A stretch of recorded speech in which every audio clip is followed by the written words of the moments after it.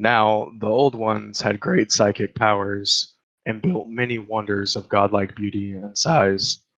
It was this vast understanding of the universe that allowed them to manipulate alternate dimensions and construct their greatest achievement, the webway. As its name describes, this is a web of pathways that allowed the Old Ones to travel through a vast sea of dimensional energy, known as the warp. The warp was a dangerous and disruptive expanse of psychic energy parallel to real space. In the early times, the warp was much more calm and passive compared to the 41st millennium, where the warp was filled with dark and horrific energy. So to travel through it at this time still required protected psychic pathways. The webway enabled the Old Ones to travel across unimaginable distances at incredible speed, essentially crossing space that would take a millennia almost instantly, enabling them to cross the four corners of the universe. The Old Ones believed all life was useful, and they are known to have brought about the rise of numerous important species and formed thousands of worlds, which they also made their own. As the Old Ones expanded, they encountered many advanced species, although none like themselves. One such race the Old Ones happened across were the Necrontyr. Okay, that's the end of part one. I'm open to questions if you guys are interested. Well, there's a lot of questions. I mean, there's so many questions, right? So first you have the War in Heaven, which appears to be the Slann versus the Necrontyr and the Catan. Correct. Then you have the Necrontyr who, lose this battle? Yeah, they lose, right? Yeah, they lose this battle because Zarek, the Silent King, he's the king of the Necrontyr Triarch, which is the council of over all the Necrons. And he made a bad deal with a very powerful sentient star god race known as the Catan. And the Catan, now known as the Deceivers, deceived the Necrontyr. And they thought they were going to get the immortality of the Old Ones, but it was a completely different type of immortality. And the living metal that the Necrontyr used on their spaceships and stuff like that. And they also constructed vessels for the Catan to embody. The Catan used that against the Necrontyr and stripped their flesh and strip their flesh and their minds and turn them into soulless drones. Only a few Necron had any resemblance of their former life.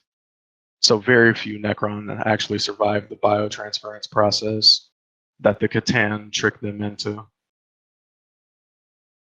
Right. So only a small minority of what we call Necrons have any actual personality or consciousness. Right. And the rest of them. And normally those are the lords. And you have different dynasties within the Necrontyr. And they're not called the Necrontyr anymore. When they were wiped out in the biotransference period, they're just called the Necron now. Right.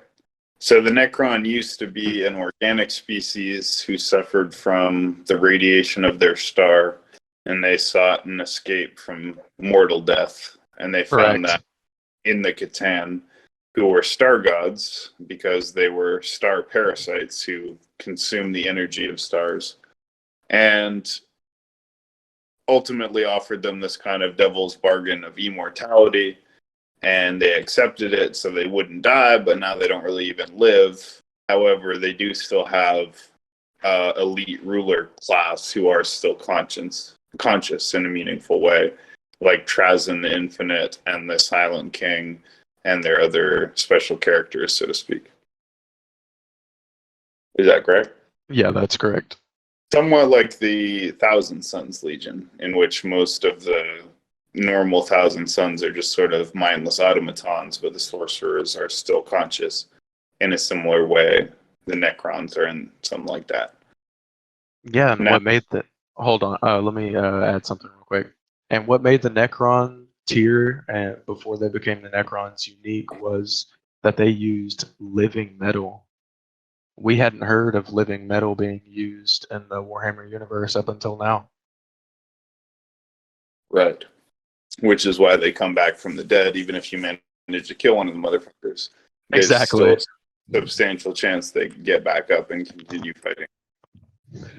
So, would you agree, though, that the Necron tier do ultimately represent a force of order and may actually be a meaningful kind of salvation for the universe? Because they can oppose both Tyranids and Chaos successfully, and they are ascendant in a time when the Tau are too weak and the Imperium is descending. So, am I right in thinking that if things played out right, the Necron could actually, take on the Hive fleets or even work to close the Cicatrix Maledictum, which is the, That's true because they're immune to the warp.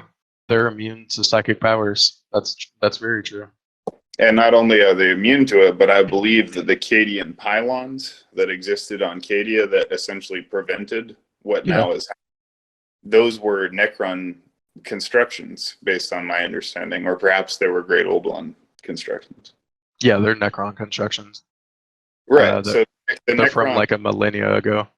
yeah. So the Necrons do not want a chaos-infested universe because they're not chaotic and they operate based on science.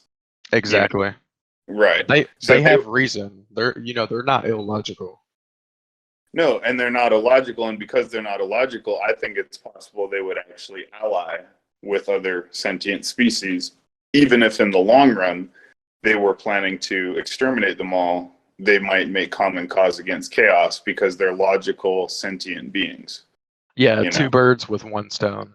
And they know from experience from battling with the Catan and the old ones how deadly universal war can be, and it almost wiped out the Necrons. So they know how deadly something like that can be.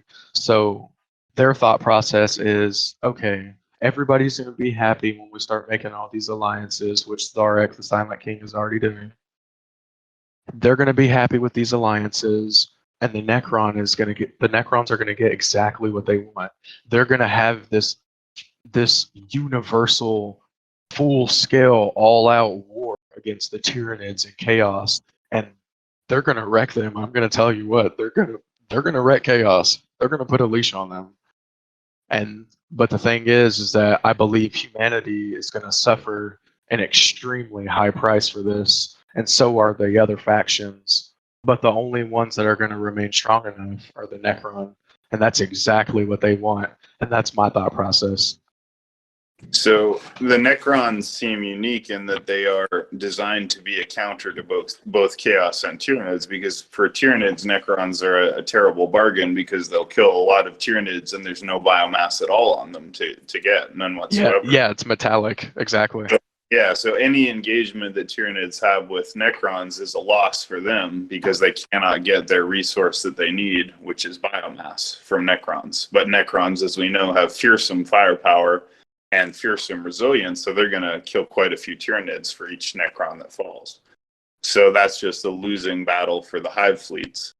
Now, someone pointed out to me, though, that the Tyranids don't really have any, or the Necrons don't really have any particular reason to fight the Tyranids, or rather the Tyranids don't have any particular reason to fight the Necrons. Like, they may just kind of avoid each other.